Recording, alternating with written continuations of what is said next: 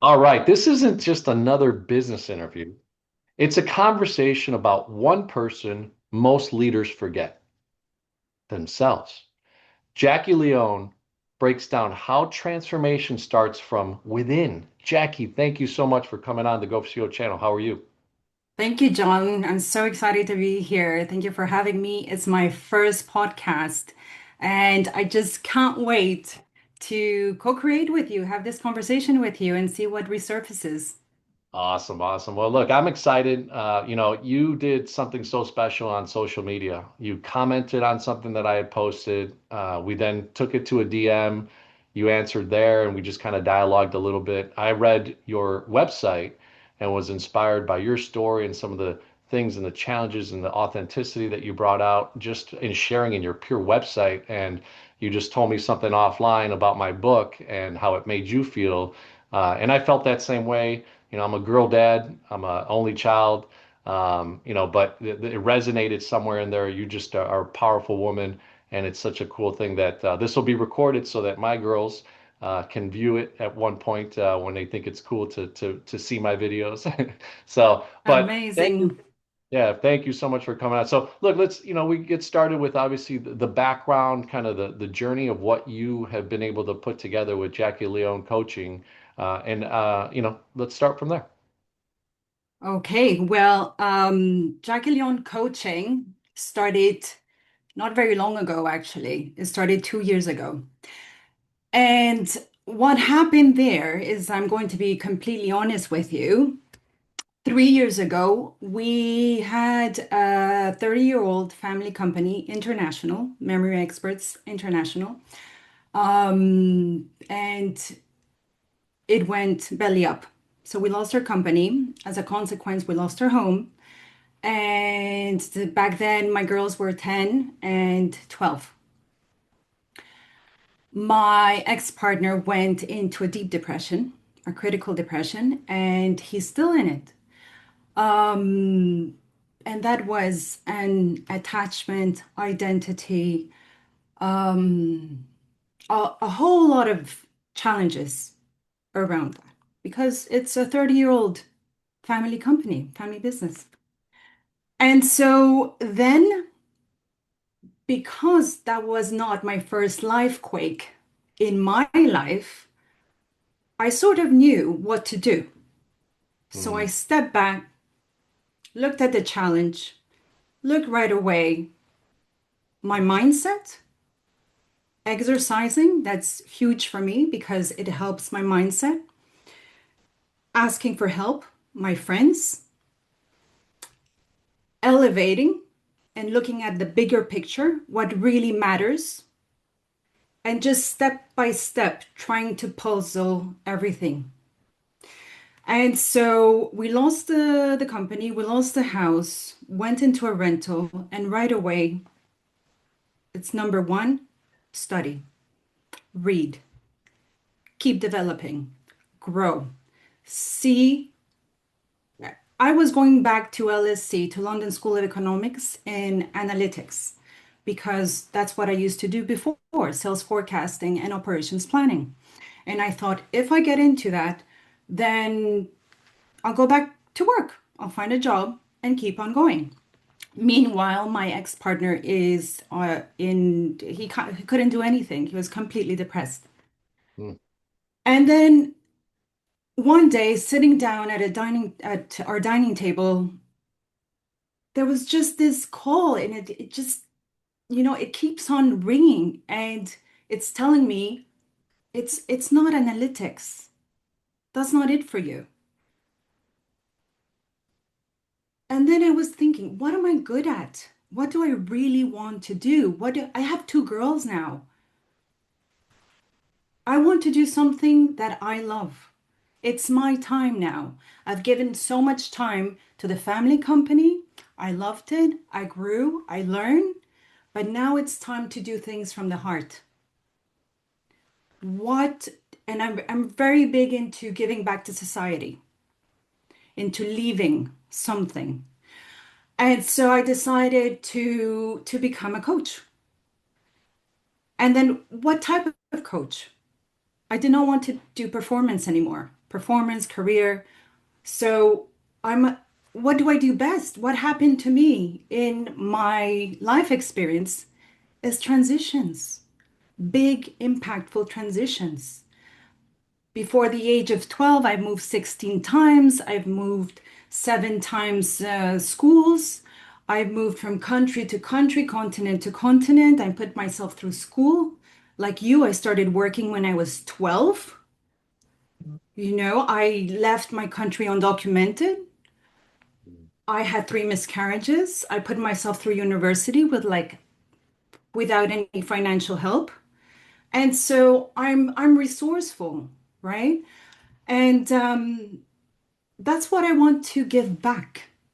That's what I want to leave with people is that things happen. Shit happens all the time. That's life. But you have a choice, and you have a choice on your reaction. You have a choice, especially if you have children, because they're looking at you. They're always looking. You don't need to say anything out loud. They absorb the energy. They're looking and they're copying. So, what do I want to leave to my girls? The day that I'm no longer here, I want to leave them with a message. Things Mm. happen, challenges happen, is going to happen to you, whether you like it or not. People go through like 3 to 5 life quakes in their lives. I've been through like many, many, like dozens. And what I want to leave is okay, you know what? It's all right. You take time off if you need to reset, rest, dust yourself off, and then get up and get going. And if you're really, really stuck and don't know what to do, I mean, like you say in your book, small bites, the smallest, the most stupidly smallest step, right? And do that step little at a time. So for me, it's 3 things. If you're really, really stuck and you really need to get going, is one, read Mm. knowledge, keep expanding, put yourself in different situations. When you read, you can create. You use your other side of the brain and you can imagine yourself in someone else's shoes. You can be in an organization for 30 years and say, well, you know what? I can write that app. Or I've always wanted to open a pizzeria. And that's what reading does for you. It expands your vision. Number two, talk out loud. Speak to yourself out loud. Say it like it is in front of a mirror. Because you know what it does? One, it lowers your cortisol. You look so silly, but it doesn't matter. And two, it also rewires your neural pathways, right? Instead of spiraling down into negativity, you spiral up into positivity. And Mm. so it does 3 things when you speak to yourself out loud. You're speaking to yourself out loud, you're hearing yourself, and you're processing the information. And that cements the neural pathways. That really rewires your brain. And three, I think you have it in your book and you call it glimmers. I call it the little miracles in every day. Because when I was young, I met a stranger, and the stranger said to me, look for the miracle in every day. There's a miracle in every day. And John, I did that since I'm like early teens, looking for the miracle in every day. But now, like, that's like 30 years later, and I'm still doing it because now it's like automatic and I don't have to think about it anymore, but my brain is wired like that. And so 3 years ago, I had a mega life quake. And then what happens? I know what to do. I know Mm. what to do because I'm already programmed into getting up, be positive, ask myself right away, okay, this is gone, but what remains? What do I have now? What can I build with what I have now? And who is there? Who's around me? Who's left? Who can I call that will come to help me and get in the trenches with me because I lost a lot of friends. A lot of my Mm. friends, they were there because of my house, because of the parties, because of the gym, because, because I realized they're not friends really. And I have four that stayed with me and said, you know what? I'm moving out. Take my house. You don't have to look for a house where to live. Take my house right away. I Mm. move into their house, a rental. My parents, my brothers, coaches, self-development, LinkedIn, you. And you know what? I told myself this time around, I'm 45. I'm not doing it like before. Before I hustled. I know what it is 14-hour days, paid $3 an hour, getting up early. I know what that is. I went in high school. I went to one of the high schools, like the furthest from where I lived, because I got in with a scholarship. And so it took me, my bus came for me at 6:07. I had to be out at 5:30 all my high school years. So this time around, I'm like, you know what? After reading so many books and also my faith increased, I'm doing it wholeheartedly with a whole lot of faith and in knowing with certainty that things are going to get better. So just different approach, different approach. And I'm that approach is in my coaching. So I don't approach my coaching as tactical, technical, practical, performance, KPIs, what's your next bonus? What do you want to achieve? No, it's really identity. Because if you don't know who you are, if you don't know your core values and what you stand for, then sorry, but you just don't have a chance. You Mm. really need to know who you are. You need to embody that person. You need to aspire. I mean, that's natural though. For us as humans to aspire to do better and be better, that's our nature. Everyone wants that. Like you mentioned before, people in their 40s are like, yeah, I did it. I made it. I have the house, I have the spouse, I have the car, I have, the gym, and they don't aspire for more. That's not true. They do, but there's fear behind it. There's Mm. something. And just like you say the first step is assess. In my coaching sessions as well, is the first step is to pause, to reflect, and it's a truth bomb, is to be really truthful with yourself and say, okay, this is who I am now. This is what's happening now. Is this how I want to stay for the rest of my life? In 5 or 10 years, if I do nothing and I stay the way it is, will I be happy with that?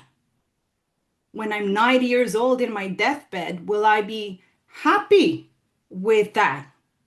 That I didn't become the fullest expression of myself? I mean, come on. Who doesn't want that? To try. This is not a dress rehearsal. We have one life, right? Like, who Mm. doesn't want to become the highest version of themselves and at 90 turn around and say, wow, wow. I love it. You've given there's so much packed into what you just said, and Go Show community. This first 5 minutes of what you just heard, I would replay and replay and replay from the heart of someone that just delivered an incredible upfront message for you. So let me take out a couple things. The first one was your second active thing that you do, which is talk from your mouth that goes in your ear, resonates in your heart and in your brain. go a little bit deeper on that side because that's one thing I've always kind of picked up, and we talked off screen a little bit about Napoleon Hill and Bob Proctor, and these gentlemen left some great tools for us, in their living out on Earth, and one of them was that is that it's how you speak to yourself in the mirror, right? So I'd love to hear a little bit about, that challenging time, you know, uh, like you said, unfortunately your partner, went this other route. You went, thankfully, in another route, and lifted yourself up. But I'm very curious because a lot of entrepreneurs are lonely, right? They're Mm, they're they're yes. in they're in the battle. They feel like by themselves. They feel like they're the only person going through this, right? And Yes. groups and Vistage and these types of companies out there that form these groups allow them to get in community with other people that are going through something similar. But when we get back home or get back to our office or stay in the look in the mirror, it's just one on one. So I'd love to hear your feedback on that. And then, so it's about what you're speaking. How do you teach someone that and get them to really start to develop that, practice of that? And then number two, and I'll remind you of this, but you mentioned also stand for something or fall for anything in that concept of it. So I'd love to hear that second activity that you do, which is speak from Mm-hmm. your mouth into your ear, into your brain and heart. Yeah. So the practice of speaking to yourself out loud is quite powerful because it's cementing your growth mindset. So you have two choices. Or you have a growth mindset, or you have a mindset of negativity, and it just spirals down into catastrophic thinking. Your mindset is a muscle, is a practice. It's not a destination, it's not a goal, it's a daily practice.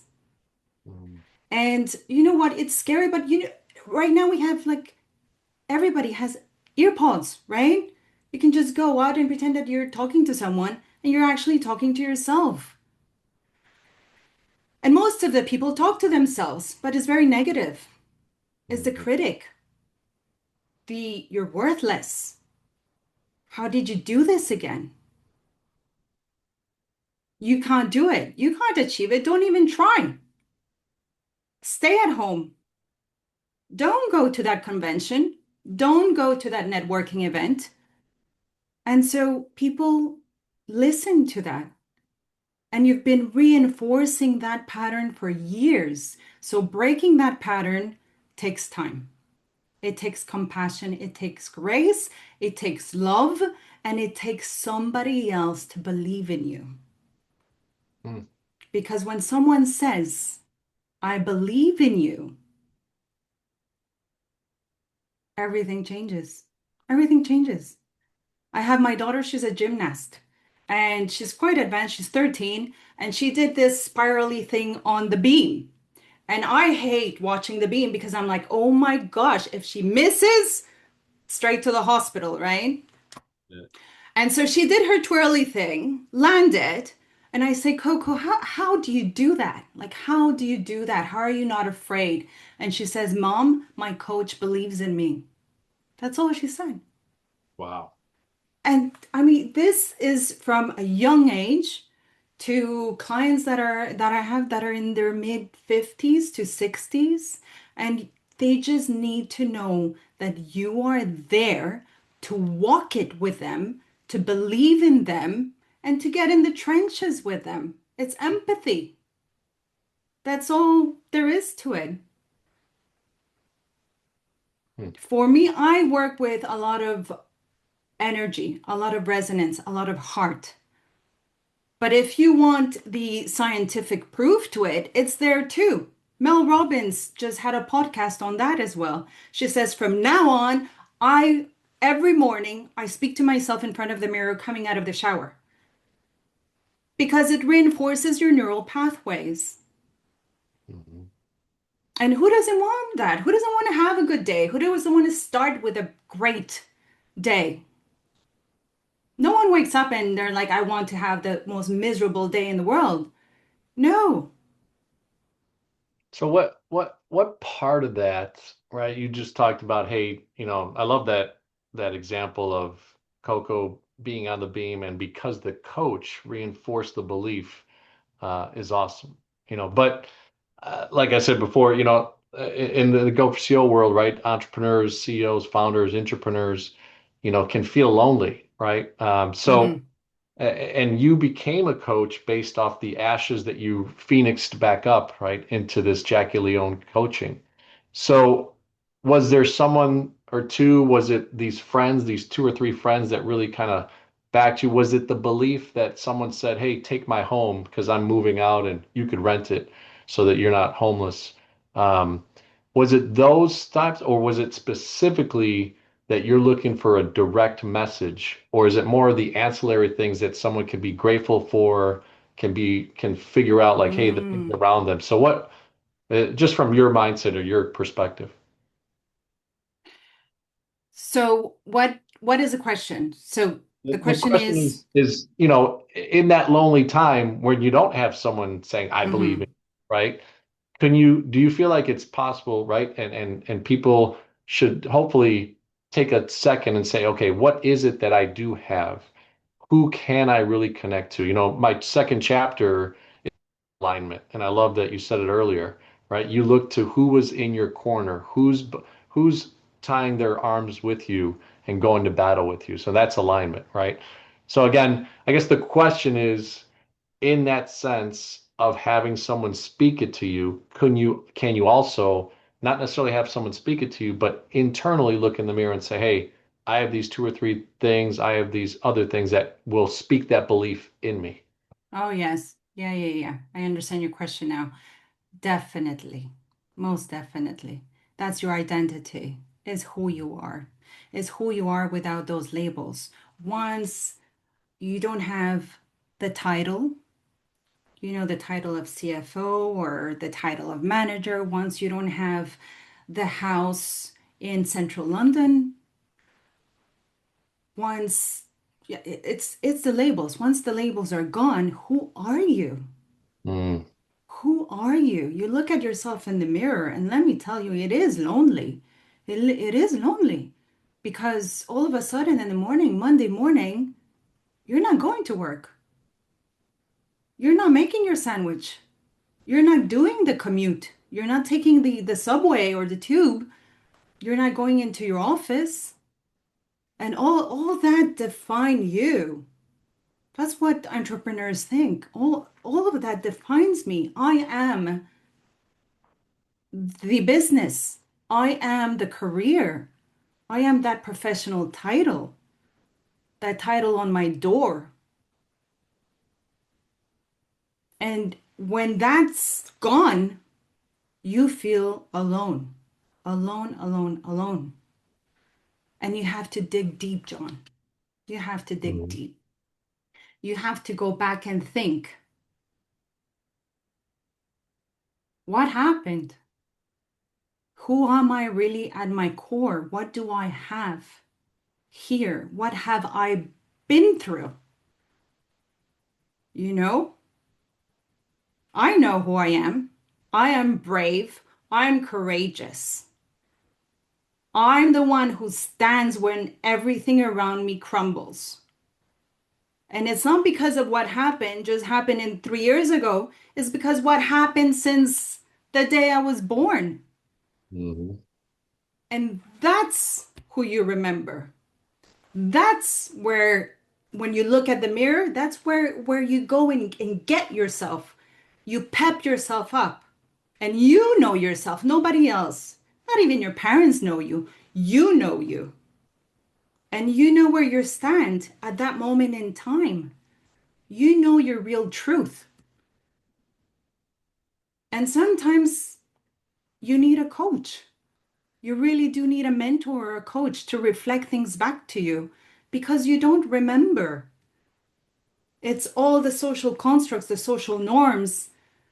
Some people have been in the corporate tunnel for 30 years, windowless, just in the corporate tunnel for 30 years. And now they've been fired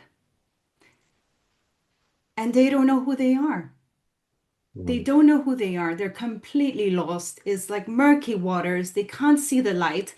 They don't know where to start. I kid you not. I have one that I asked a question about gratitude, and they had no idea what gratitude meant mm, because they've been in the hamster wheel and just acquiring, acquiring, acquiring, acquiring, and they just forgot about what life is all about. But yeah, it is lonely. To come back to your question, it is lonely. And it's a period of grief because change, losing your job, losing the business, mm, losing a loved one, the change is situational. It just happens. mhm. The transition is psychological. It starts with a loss and accepting where you're at and what you lost and seeing it eye to eye. And there's so many emotions that arise, and it's fearful, it's scary, but it's life. It's Yeah. life. Yeah, and you mentioned gratitude. A lot of times in this world, right? I live something. It's called Naperville, Illinois. It's one of the top 10 cities or in the nation, typically. School district, all that type of stuff. And it's interesting, right? Been blessed to live in this space, but it's also, can produce this, like you said, we've got a This culture, bubble. yeah, this bubble, right? Of like, hey, our city has top rated schools. Our Yeah. city is a great downtown. Our city, blah, blah, blah, right? And we have beautiful homes and da da da and this, that, and and our my kids go to private school and and it's funny because um even though we have this, great school district, people always say, well, you live in Naperville. Why do you go to private school? And it's that for me and for my wife, we have just another level of a standard that we've wanted to share. We went to public school. I didn't have anything special or anything like that. But um, what I'm trying to grab from that is the gratitude that I share with my girls is that, hey, there was one point maybe a few years ago, they're like, hey, well, Dad, how come our house isn't as big as Joe Smith, right? Or how come we don't drive Range Rovers and blah, blah, blah, right? Those types of things. And I started sharing with them, I go, hey, remember when we used to, because there was a point we had about 3 years that we were supporting a young kid out of Nicaragua through our church, and it was just a gift that you give monthly. And this kid would, and we've kept it, he would send us letters of like, thank you, your money helped me buy underwear and shirts and socks and stuff. And I would tell the girls, I say, hey, that kid in Nicaragua is lucky sometimes if he eats twice a day, right? Or once a Mm, day. He's writing us in Naperville, Illinois, because we're so special that he got a shirt and stuff. So remember that. Then hmm volunteering sometimes just to ground them, right? Then sharing with them, hey, and reminding with, hey, I'm pretty sure you go to a private school, you eat, you have clothes, you have a Christmas. So I teach them these grateful things to be grateful for, which transitions hopefully into also me. Like, yeah, I'm not where I want to be. And I feel like I've had a decent life, in my adulthood and producing what I've done. But I always try to go back to gratitude and just be grateful. Like, hey, I just woke up this morning and I have breath. I feel like I'm grateful because in my house I have a little bit of a vaulted ceiling here, so I feel like the space is bigger so that the energy can come in, right? So I'm grateful for that. It's like something so small, but I say to myself, I'm grateful for that, right? This morning I was in my Bible, just kind of reading, and look, I say all this, I always say it, I am a sinner. I've messed up many, many times, marriage and life and walking away from God and coming back and all that stuff. Um, but you feel that gratefulness when you could just observe a couple things in your life And then now you're like, oh, the energy's back because I center myself and I start talking to myself in that right pattern. So I appreciate that you've shared that. The second question that I said earlier was, you stand for something or fall for anything. And it sounds like to me, in that talking to yourself, in these steps that you have in how you coach people, you also encourage, and you can tell me if I'm wrong here, that you're encouraging people to stand for something, Oh right? yeah. To Yeah. be in their moment of being able to reflect and grow. But if you don't stand for anything, you fall for anything, right? So can you Hmm. expand on that and just share from your coaching philosophy and how you help people in that particular question? Hmm. You know, John, when you ask someone to write what they stand for, everyone wants to write about it. Hmm. And when they come back with their document and they have written what they stand for is always powerful because what you stand for comes from your heart, not your intellect. And as a human being, everyone stands for something. So it's really just taking the time to reflect, the time for yourself, the time to have a conversation with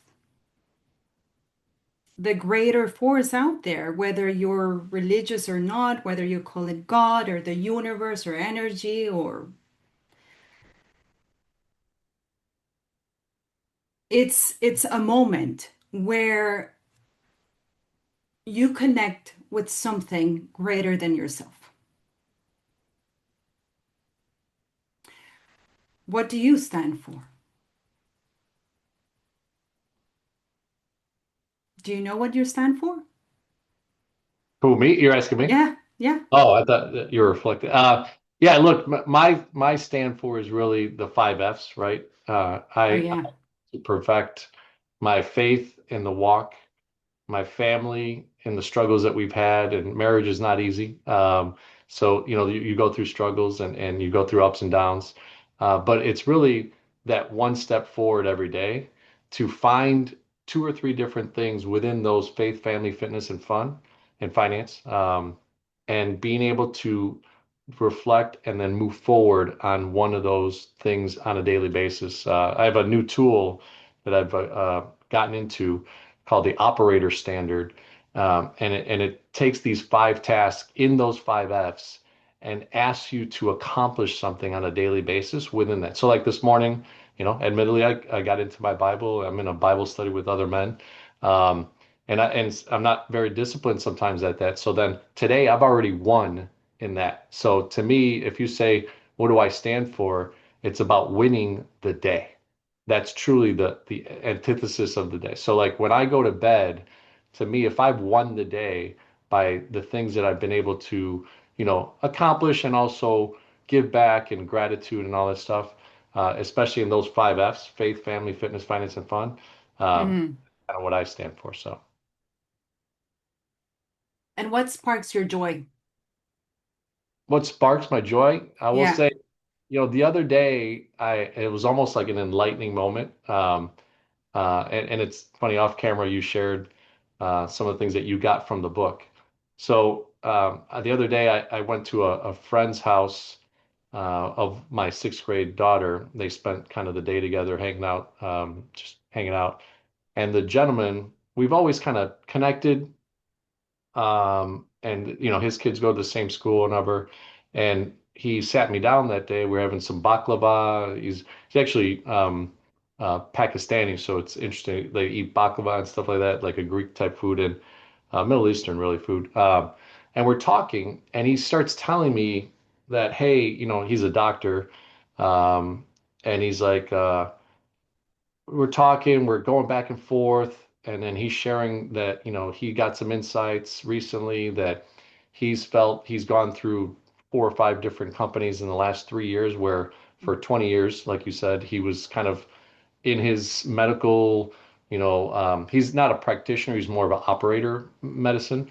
So he's like with Teladoc and some of these, fintech type medical companies. And he said to me, like, he's really started to realize the transformation he needs to have and going into his late 40s, and that he took it for granted being 40 something years old, nice house, live in Naperville, kids go to private, same scenarios. And all of a sudden, he got slapped in the face with, hey, goodbye. Here's your pink Oh slip no. type of thing. So then he had to transition, and he said he realized that he was connecting to the wrong things at times in his life. Mm-hmm. He had positioned himself with certain people, and he didn't realize that he needed to position himself in alignment in chapter two, alignment to connect to certain people. So to go back to the energy, the reason I Mm-hmm. say that is because in that conversation, within 35 minutes, we go to leave because my wife's like, "Hey, where are you?" on text, and I'm like, "Oh yeah, I picked up my daughter, whatever." So I go to leave, and he goes to me, "Hey, thank you," and I was like, Mm-hmm. "Yeah, for what?" And he's like, "I don't know what it is about you, but he's like, every time I talk to you, I feel like more inspired. I feel, um, like I could talk to you about this stuff, and I don't really talk to some of my friends about this stuff, and they're, my day-to-day friends, and I know we just know each other because we're fathers of kids and stuff like that." And he's like, "But thank you," and I can't tell you, like, I got home, I was like bouncing, right, and my wife's like, "What the hell's wrong? What's wrong with you?" And I was like. And I reflected the next day because I didn't catch it necessarily that night, but there's something about that which I love is what your business is coaching. There's something about that that I've always actually loved, and I don't do it for day to day. I'm a commercial banker, and I do this podcast and stuff like that, right? But I realize like there's so much energy in seeing others uh, you know, grow. And the feedback you gave me about the book has got me energized for today. Like that was powerful to me to hear that Yeah, yeah. somebody, I just want to stop you there because you said, you know what, I'm just a podcaster and a banker and a commercial banker. And yeah, no, John, no, no, no. That's not who you are. Like I said before, that's what I through do. Yeah, through your book, I can feel your humanity. And that's what he felt as well. It's just your humanity, your openness. And when you have that, the energy that you transmit is just so loving and caring and positive that another human being resonates with that immediately. It's about frequency. It's about energy. We are energy. And so yeah, when someone feels safe and trusts you, they have no problem opening up. They know that you're not there to judge them. You're there to help them. And yeah. people feel that. You don't need words. Words are just words. Words without they don't have energy. It all comes from your emotion. Mm. And you can embody that. And without even saying a word, people can read you. I mean, I didn't even know you before this podcast, but I know through LinkedIn, through the stuff you write, through your videos, and through your book that I resonate with you for sure, 100%. Because the humanity that you're putting, the conviction and the devotion that you're putting into your book resonates. Mm. Everyone who reads your book, they know that you are there to help. You are there to help. They know that you've done it, that you didn't write your book because you read other books. You wrote your book because you've lived it and you know Mm. what it is and you want to make it better for them. You want to be the mentor for them. You don't want people to feel that, it's shitty to go through big life challenges. Mhm. It's not fun. And what you want to do as a human is to make it better for the next generations or for the human next door who needs help and doesn't know where to start. And that's what you're doing. So you're Which, by the much way, more. Go CEO community. She's in London. The book's in London. I love it. The book is in Europe, people. The book is in Europe, all over Europe. All right, you're up there. See, she went to the con. Get get your book is going to help you. Awesome, awesome. All right. Well, hey, no, and I accept that. I thank you. I don't ever want to not acknowledge that. It's so cool. And again, it was your comment. I think it was on the But news. hold on. I have something else to say is Okay. that this book is a reflection of who you are. This book is pure self-awareness. Someone who writes this book is self-aware. Mm. And what does that mean? Self-awareness is you know what you're saying and you know what you're doing. Your words and your actions create ripple effect. Your words and your actions impact other people. I was going to say Oh, something else, but I lost track. no, no, it's okay. And you can come back to it. But all right, so we've talked about, hey, number two, in the actions that you inspire people to take is speak to yourself because it goes in your ear and settles in your brain and your heart. Number the one that I challenged was more like, hey, what do you stand for and how do you teach people what they stand for or how do you help them reflect that? So moving into the business that you created, right? Obviously from a formatted, was this your partner's kind of family business that you incorporated That to? was, you know what, I come from family businesses. So my dad is in Montreal, and I started, well, with my dad. I started to work with my dad. I was 14 when he started his tortilleria in Montreal. So Oh, that wow. was like from the ground up. So that was getting the machine from Mexico. And I remember my father now, his tortilleria is 30 years old also. He's doing really, really well in Montreal. He's one of the biggest distributors of Latin American products in Montreal.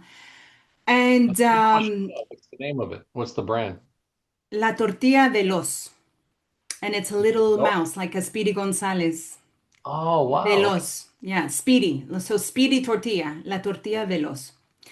And Oh, wow. Okay. And so when he started, I remember that it was a struggle. And to be honest, we were a food bank family, and we started from nothing, from absolutely nothing. And I remember working 14-hour days with my dad, $3 an hour. And slowly, slowly, he started to employ other people. And I remember manufacturing 3 boxes of tortillas, and he would sell like 45 or $50 per box, and that wasn't enough.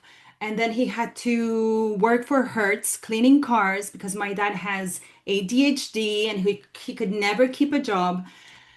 And he never gave up.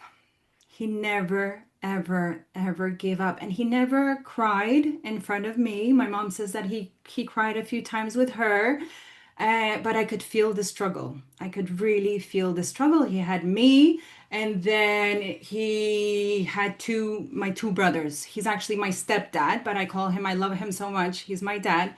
And my little brothers, we have 8 years difference. So they can't remember any of that. But I do remember because I was 14. And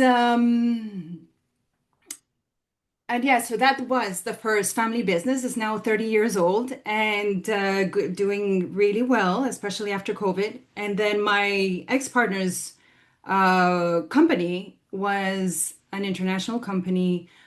We did memory for printers, so for Konica Minolta, Kyocera, Canon, Hewlett Packard. And what was the question? I can't remember your question.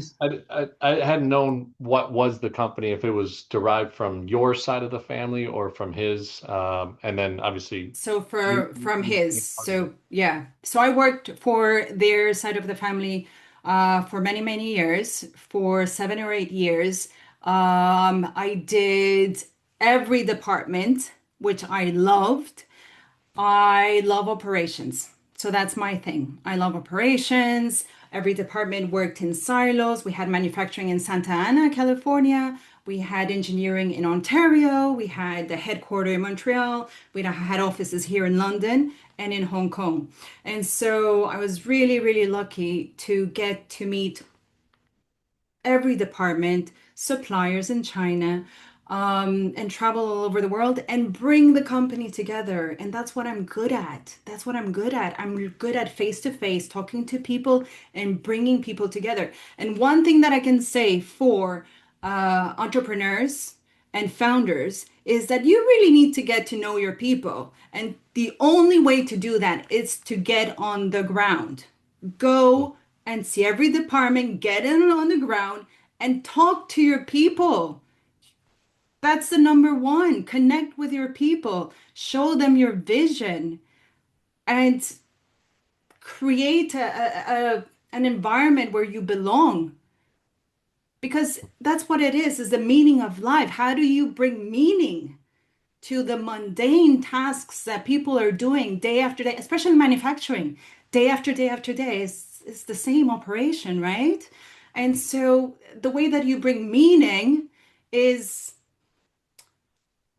one is that you have control over your life, right? You have agency. Two is belonging. You want to belong to the vision of where you're working. You want to know, you want to be part of it. That's like just normal. And the third one that brings meaning is cause. You know, why are you doing this for? Who are you doing it for? What matters? So those are the three things. I love it. I love it. So, look, so many experiences from when you were 12, 14 years old, seeing your dad, right? And obviously growing up in that environment of change, of always evolving, and then, connecting with a partner that happened to have a business that you incorporated into, and then you took your skills into that space. And then, the change of total, per se disaster and falling and all that type of stuff. And it's interesting how you were able to go this route, and the partner that you had, right, unfortunately has stayed in that side, it sounds like. But now you're in this coaching space, right?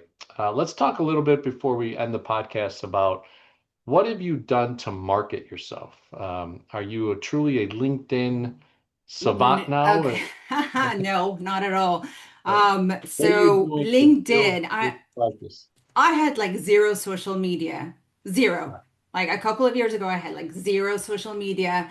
I remember opening my LinkedIn account a long time ago, so that helped with the algorithm, apparently. Hmm. But I really started LinkedIn about a year ago, or just a bit more than a year, with like 3 followers, and one of them is my brother. Um, and so just slowly, and you know what? Like I said, I'm just doing things from the heart. I'm posting from the heart. I was really reluctant. It was really fearful. It's like I'm exposing myself. But I wanted to try something new. I wanted to try something new and have the experience and just doing it. And look, now it's great. And I just love chatting with people, having conversations. I have coffee mornings with people in like other countries, in Egypt and Italy. I've made great connections. I love connecting with people and just helping. All right. No, no, and I appreciate that. I mean, I think it's interesting to go from obviously where you were, right, to the Phoenix that you grew up in, and the vision, and you shared it earlier, what made you get into the coaching space. Marketing, is LinkedIn the only thing you're doing? Obviously you got No, I do a lot great. of networking. I get Okay. out of the house for sure. Because you need to balance things out, right? I can't just stay, I'm someone who doesn't like to stay home. And I find that particularly difficult to work from home. Mhm. So I need to get out. I love the face-to-face interaction. So whenever, and there's so many events out there. And now I have coaches doing their own retreats or their own having their own platforms or their own face-to-face So you activities, anything. doing So I train always, sorry. are you training the trainers then too? Are you coaching coaches as well, or? Yes, I coach coaches as well because Okay. coaches need coaches. Yeah, yeah. Yeah, Okay. but I think I love to participate. Mhm. So anytime that I can participate and get involved in an activity, I'm there. So how My do you kids, balance right now? Obviously, you got to make money, right? So just to kind of yeah, be raw and authentic about this, right? Someone that's watching this and has just been inspired by the last 20, 30 minutes of, hearing what you said. what part of this business um, are you do like how did you start to decipher what to charge? When was the appropriate time to convert that, genuine conversation of just networking to, hey, Mhm. here's my card, check out my services and if you're interested, would love to go to the next level. What was that transition like for you? So Because where I started is that I took a business course. I took the course Simplify to Amplify, which is a group coaching to start your business. So I started there. And because it's a group coaching, we stayed connected. So that really helped.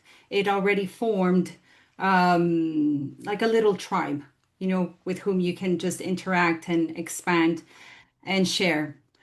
Um, what has worked the most is the face-to-face interactions and just having a conversation and asking people where they're at in their lives and what they would like to change, create, or have, what they aspire to.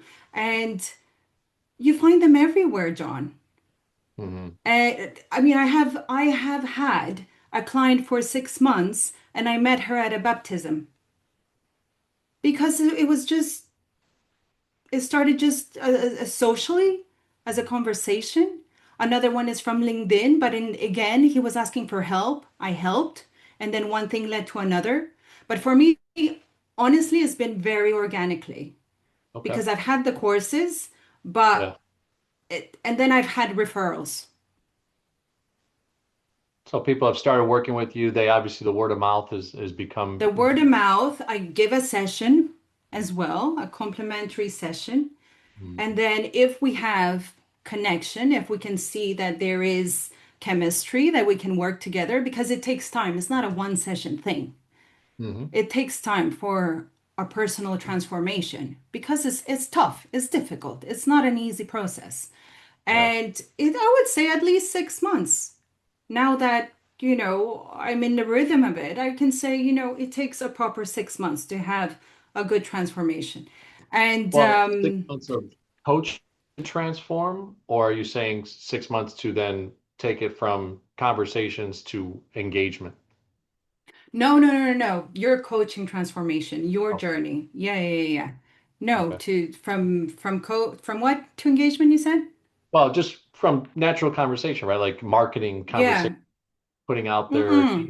DMing, all that stuff. Like that's one of the things No, that. that can be really quickly. Okay. Yeah, it all depends on the person. That could be really quickly, but a lot of people out there ready, are Yeah. ready to have the conversations, are ready to change.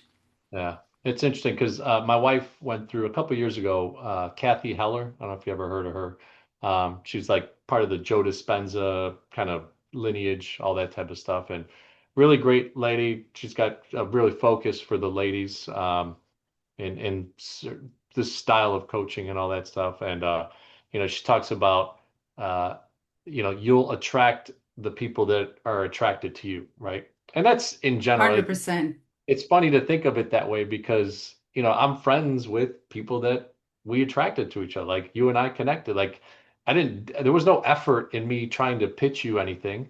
Um, Exactly. you attracted to me, you read the book, whatever, all that stuff. And then I just sent on DM, hey, I'd love to have you on the podcast. You were cool, open to it. And, and it's so interesting that we forget that we don't need to attract everybody. We will attract the people that are attracted, right? And Exactly. You'll attract your people. yeah, yeah. Well, it's just like when you're dating, I'll push it that way. Like, I wasn't attracted to certain girls, right? I was attracted to certain girls, right? So, and vice versa. I always joke, just to be totally personal. It's funny. Like, I remember dating, and this girl would be like, oh, this one girl told me one time, she's like, "You're like the male version of myself." I was like, "What?" Ah, And it didn't work out. It was very heated, but also like combative type of yeah. relationship. So it was kind of funny. But also it taught me that phrase that she told me was probably in my mid to late 20s. And all of a sudden I was like, oh, that's why I'm having issues with women because I'm in that scenario, attracting the female version of myself, and that's not going to work. Like I need to have, they say opposites attract, right? So, okay. And I always imagine myself like, all right. And when I met my wife, I was in business and financial services. I saw her on stage and I was attracted to that, right? And all that stuff. And but then when I started dating her, I realized like she's completely different than me, like um, very black and white, very like heavy-hearted and bleeding out. Like she like care. Like right now, there's a gentleman that's lost. He's in his late 50s, 60s or something, in a neighboring south side of Chicago, and he's lost. And she's invested in this story. And I'm not so much that person. I'm like, I'll pray for someone and be like, oh, I hope everything goes well. But I'm not going to go out of my way to go do. So it's like a different person. And my whole point to that is it's interesting in your coaching business, you'll attract people just naturally because of the energy Yeah. stuff. So, Yeah. And the um, people that I attract are people who aspire, John, who aspire and have dreams yeah, and have the motivation. I'm not a motivational coach. yeah. So the clients that I That's not the have, component you're helping, right? no, that's not the component. I Right. am helping you achieve and break the ceilings Yeah. and be the best that you can be. Uh, I mean, it's for you to fulfill your highest potential, to be the best of the best, to uh, leave this place and say, yeah, I got this. Well, I did it. you've actually, as we've talked, and I'll share this with you just because it's gonna now be something that I'll have to work on. I interviewed a gentleman that his whole business is helping charitable organizations set up the right way. So he's a bit of a not an attorney, but it's kind of like he sets up charitable because he said on the podcast that it's something that people mess up. They don't really set up charitable 501(c)(3)s in America the right way. Sorry, I had him on, and through this conversation, you've left me with this phrase: "Leave a gift."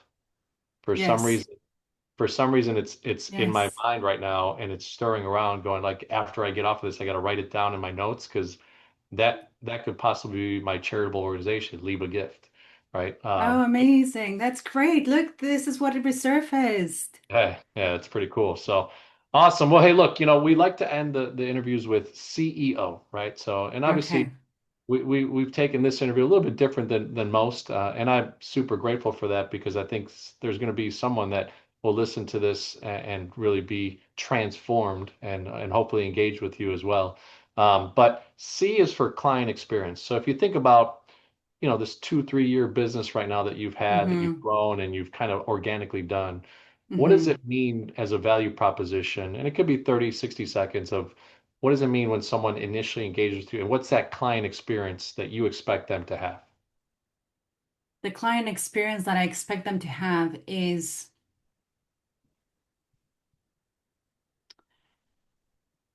profound.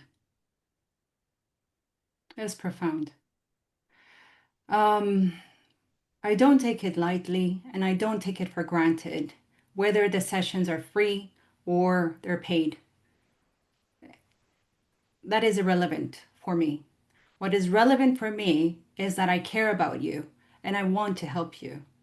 And I've always been like that.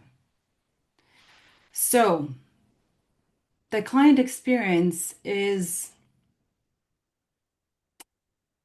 I don't have words, John. You would have to experience it, really. But No, that's it's fair. I it's mean, at a soul level. yeah. It's at a soul level. Yeah. Well, and that's why you're not necessarily having to push the rope, right? Because you can't push Mm-hmm. ropes. You can only pull ropes, right? And the energy is pulling people to you, and that's why you've been able to form Jackie Leone's coaching business out of the ashes of something that happened to you, which is really awesome. So E is for engagement. So engagement is, hey, are you a person that loves to do retreats? Some other coaches are doing retreats. Do you like to break bread and go do dinners and breakfast? It sounds like you like these coffee mornings. What is it? What is the way that people should expect to be able to engage with Jackie? So one to one. But what I really want to do is a small group of people, like let's say five, six people, and do coaching program for those five, six people because I think the sense of community is really important. And people, I can see people more and more, that's what they want. They want to engage with others and form friendships, really. That's what it is about because when you're in that bubble of trust and safety, that's where it ends. You form friendships. So those are for now the two that I would say. Okay. And then operational excellence, obviously, having had kind of a corporate atmosphere, international business, there was Oh, a lot of things that probably were set up, but you mentioned operations being something that you really enjoy and connecting yes. and all that stuff. So what are you using right now as tools? Are you using Google's tech stack? Are you So using you know what? Right now I honestly, nothing. Okay. Nothing.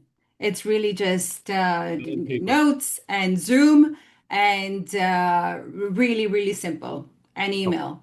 And because it's coaching, it's just, face to face. So coming from operations, I did hire an assistant just now, a few weeks ago, because there's just too much paperwork. And it's Hmm. something that I really don't like doing. But I will get there. I will get there, and hopefully, our next podcast will be on operations and systems. But to everyone out there, definitely you need systems. I mean, you do need systems to make things automated, let go of the mundane, the things that you don't enjoy doing, get someone else to do them, and focus on your creativity, on what sparks your joy, on what you can grow and what you love. That's what I would say. I don't know what it is. Sorry, I paused it. All right. So the last thing is, how do people get a hold of you? What's the best way to interact? How do they get into this funnel of being able to kind of get to the coaching opportunity to be a part of your groups or even these cohorts that you're starting to put together? So you can, I'm on LinkedIn, I'm on Instagram. My website is jackieleon.co, not .com. Okay. Um, an email as well. So really, really easy and simple. What's the email? jackieleoncoaching@gmail.com. Okay. And then is there a phone number that you prefer or WhatsApp or anything like that? Yeah, we can do WhatsApp. Yes. So email me first and then I'll send you the details. Awesome, awesome. Well, hey, Go4CEO channel. If you're new to the channel and you just experienced this conversation, how awesome was that? Really, really awesome. I love it that it's so inspiring to me to see my book in a different continent, as Jackie said, in Europe. And if you go check out the book on Amazon, it's the 4A formula, untangle any challenge and think like a CEO. And visit Jackie Leone. It's Jackie Leone coaching or jackleo.com, right? .co. Or .co. jackieleon.co. So JACKIELEON.co. All right. So go to Correct. her and check out everything and check her out on LinkedIn and other social media. So thank you so much, Jackie. Appreciate you being on and looking forward to let's Thank you, have John. another Thank you for podcast having me. on operations. I'm going to have to pick your brain on that because I'd love to hear some of that as well at another opportunity. Perfect. Thank you. Anytime.